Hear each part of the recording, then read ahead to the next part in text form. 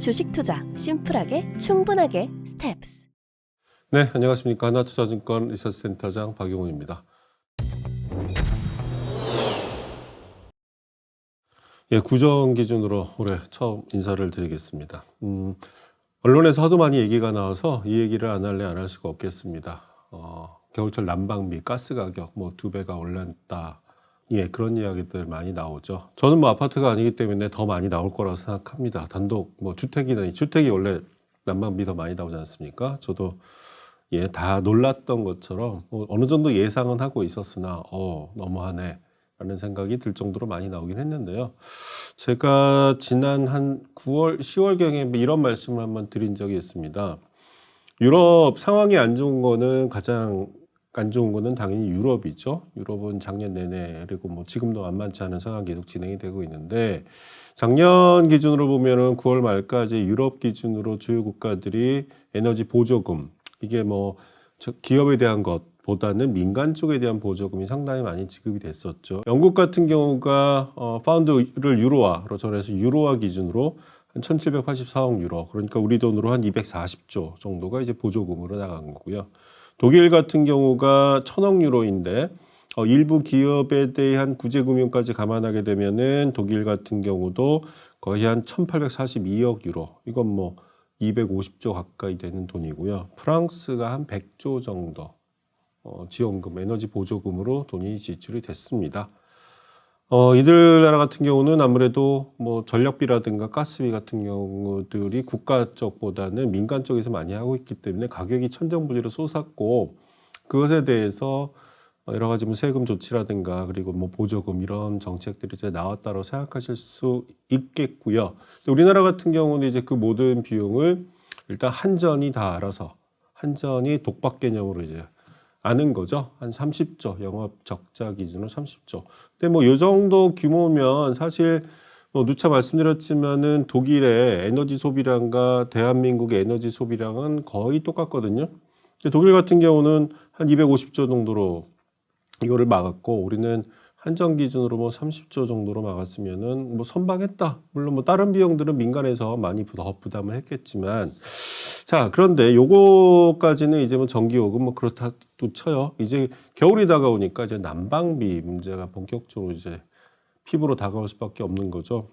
이제 요 그림을 좀 먼저 보시겠습니다. 이 그림은 2020년도부터 22년 12월 말까지 월간 기준으로 우리나라의 천연가스 도입 단가예요. 2020년도 같은 경우에는요, 연평균으로 봤을 때는 MMBTU당 한 7, 8불 정도밖에 안 했습니다.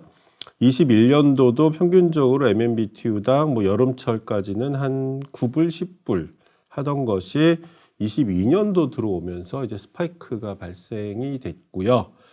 그러던 게 이제 지난 4분기 같은 경우에는 MMBTU당 수익가 기준으로 한 28불까지 치솟았고, 그리고 최근엔 지난 12월 달 기준으로는 24불 정도의 도입이 됐습니다. YOY로는 거의 2배 이상 올랐다라고 보시면 될 것 같아요. 근데 여기에 또 한 가지 변수가 있지요. 환율입니다. 지난 10월 전후로 10월, 11월 달 같은 경우에는 우리나라 환율이 1,400원대를 넘어섰습니다. 우리는 당연히 사는 거는 달러로 사고 내수 가격은 이제 원화로 책정을 해야 되니까 환율 영향도 무시할 수가 없을 것 같고요.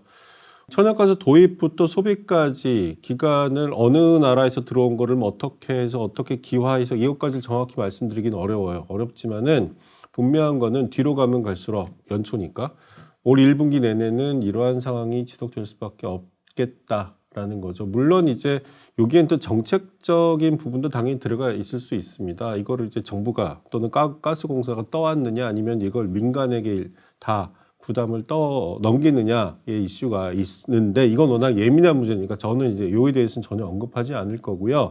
다만 앞서 그림에서 보셨던 것처럼 겨울철 내내 이 현상은 계속 심화될 수밖에 없을 것이다 라고 보시는 게 맞습니다.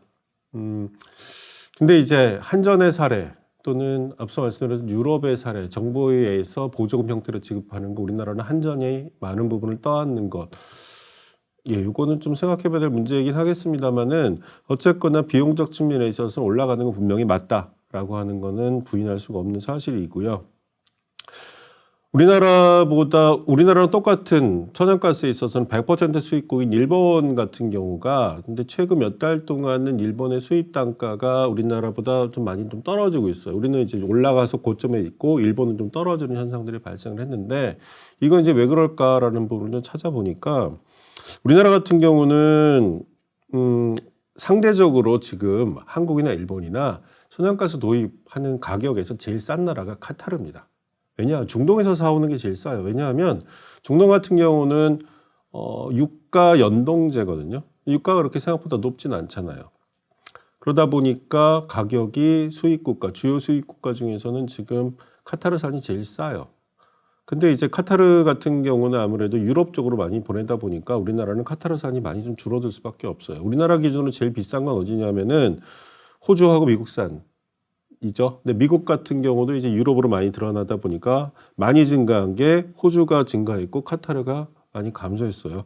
그리고 또 그동안 잘 눈에 보이지 않았던 나라들 예를 들어서 뭐 파푸아뉴기니, 이집트, 아랍에미리트 이런 나라들이 수입량이 전체 비중에서 차지하는 부분은 한 6, 7%밖에 안 되지만 YOY로 증부는 거의 한 100% 이상 나오는 국가들이죠. 이건 뭐냐면 그만큼 많은 나라들에서 작은 물량이라도 뭐 재고 확보라든가 이런 부분을 위해서 샀다라는 얘기가 될 거고요.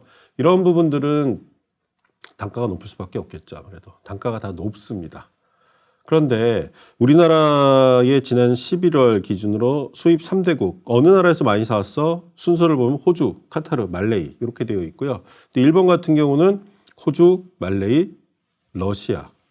러시아가 제일 쌉니다. 지금 전 세계적으로. 유가도 마찬가지고요.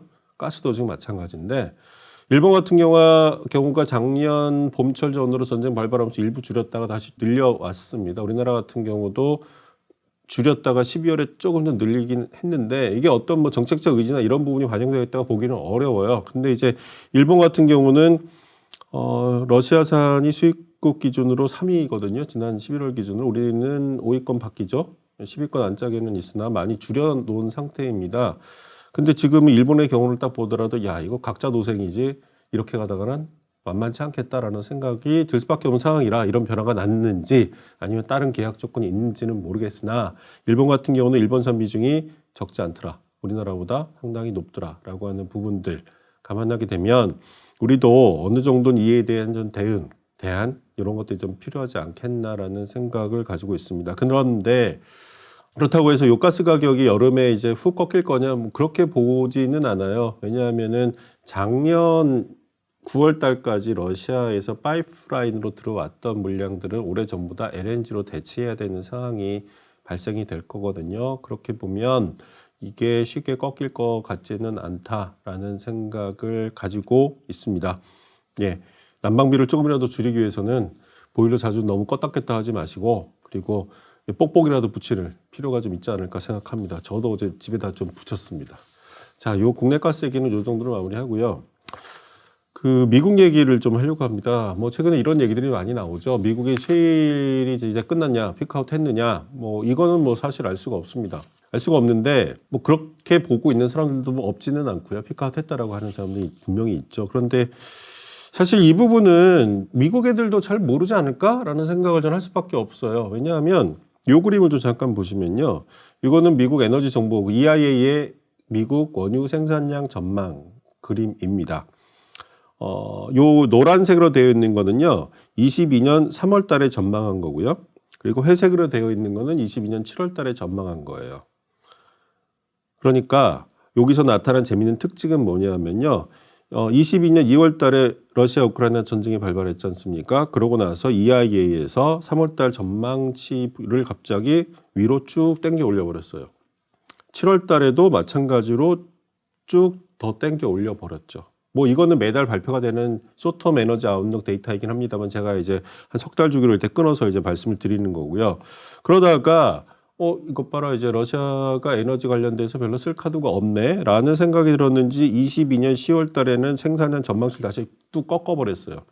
이게 24년 말 기준으로 놓고 봤을 때는 이 전망치의 변화가 거의 일간 기준 100만 배럴 이상 차이가 납니다. 100만 배럴 이상. 그러니까 전쟁 붐 때문에 미국 EIA도 생산량 전망치를 쭉 끌어올렸다가 야 이거 아니네 생각보다 러시아 영향이 크지 않네. 그리고 또 다른 이유로는 에너지 기업들이 생각보다 많은 투자를 하지 않네. 이러면서 10월부터는 에너지 생산량, 원유 생산량 전망치를 이 그래프에서 보시는 것처럼 확 꺾어버렸습니다. 그러다가 올해 23년 1월 달에도 발표된 수치를 보시게 되면은 작년 연말 수치와 크게 변함이 없다라는 거지요. 그러니까 미국도 EIA조차도 뭐 정확하게 향후 1년 앞에 있는 생산량 전망치 데이터가 이렇게 플럭추에이션이 되게 심해요. 거의 8에서 9% 정도 이제 변동이 발생하거든요. 얘네들도 모르죠, 사실은. 모릅니다. 근데 여기서 중요한 거는 뭐냐면 기업들의 행태라고 하는 거죠. 제가 누차 말씀드렸던 것 중에 하나가 저는 미국 원유 생산량 빠르게 증가하기 어렵다라고 말씀드렸던 가장 큰 이유 중에 하나가 DUC 숫자예요. DUC는 유전을 뚫었으나 생산 단계에 진입하지 않은 유전, 그러나 언제든 생산이 가능한 유전, 일종의 백록 개념의 DUC 숫자가 계속 빠지고 있다라는 말씀을 드렸는데요. 이게 지난 9월, 10월부터는 더 이상 빠지고 있진 않아요. 그렇다고 방향성을 우상향으로 전환한 것도 아니에요. 그러니까 역대급으로 낮은 숫자인데 더 빠지면 위험하지, 더 빠지면은 이거 생산이 감소하는 구간으로 들어갈 수밖에 없지 라고 하는 생각들을 이제 가지고 있는 거겠죠. 모두가 다 그런 생각들을 가지고 있는 거고요. 그렇다면 투자는 세게 늘어날 거야? 라고 하면 꼭 그렇게 보이지도 않습니다. 요 그래프, 요 세 번째 그래프인데요. 요 그래프는 뭐냐면은 미국 50개 에너지 기업들의 이제 영업 활동을 통한 현금 흐름 그리고 자본 지출 관련된 그림인데요. 22년도 3분기 말 기준으로 보시면 영업 활동 현금 흐름 기준으로 17년 이후 레코드 하이 수준으로 현금 흐름이 증가했습니다. 엄청나게 많이 늘었죠. 18년도 기준으로 봤을 때는 거의 2배 가까이 늘었어요. 그런데 자본 지출은요. 훨씬 못 미칩니다. 이 돈 다 어디다 썼어? 영업활동 현금 흐름의 거의 절반 가까이는 배당 형태로 다 나갔습니다. 예전에 아니 유가가 이렇게 오르는데 왜 생산량이 늘지가 않아? 그랬더니 이걸 조사해 봤더니 주주들이 원하는 거는 땅에다 돈 때려박지 말고 배당 늘리고 차익금 갚아. 이게 이제 대부분이었죠. 결국 주주들은 뭐 엑슨이나 쉐브론의 주주들은 원유 생산량 늘리는 거 원하지 않는다. 배당 많이 주고 그리고 그 몇 년 동안 돈 못 벌어서 차익금 늘어났으니 이 차익금 늘어난 것도 사실 배당 많이 주기 위해서 늘린 거거든요. 배당을 한 번도 안 줄였으니까 그 차익금 갚아. 그래 앞으로 배당 더 많이 줘. 이런 생각인 거죠. 그게 이제 요 세 번째 그림에서 보여드렸던 것처럼 그러한 패턴들이 또 명확하게 나타나고 있는 거고요. 뭐 올해 작년 대비 캐펙스 증가액 한 15%에서 10% 정도 늘어날 거라고 얘기합니다. 그런데 이제 뭐 기술의 발전을 통해서 과거보다 더 적은 금액으로 더 많은 효과를 낼 수 있어라고도 말씀하실 수 있겠습니다만 전반적으로 비용이 다 튀었잖아요. 10% 15% 늘어난 것을 통해서 생산량이 또는 리저브가 많이 늘어날 거라고 보기는 어렵다. 그래서 저는 모르겠어요. 미국의 셰일오일이 또는 셰일가스가 매장량이 어느 정도에서 이제 피크아웃이야라고 얘기할 수 있는 수준은 아닌데요. 이렇게 투자가 활성화되고 있지 못하는 상황에서 DUC가 증가하지 않는 상황에서 미국의 원유 생산량이 증가하기는 쉽지 않을 것이다. 미국뿐만이 아니라 중동도 마찬가지다라고 생각을 하고요. 그런 상황에서 올해 천연가스 지금도 문제지만 전 세계적으로 신규로 올해 액화 설비 나오는 게 한 1,000만 톤밖에 되지가 않습니다. 그런데 중국과 유럽에서 땡겨야 되는 물량들을 감안하게 되면 올해 1년 내내 천연가스, 특히 LNG 문제는 작년에 보다 모르겠어요. 강도의 문제를 떠나서 여전히 올해 가장 중요한 에너지 업계에서의 가장 큰 화두로 계속 남아있을 것이다라고 생각을 하고요. 난방을 좀 비를 줄이기 위해서는 단열에 좀 더 신경을 써야 될 때가 아닌가 싶습니다. 자, 오늘 준비한 내용은 여기까지입니다. 감사합니다.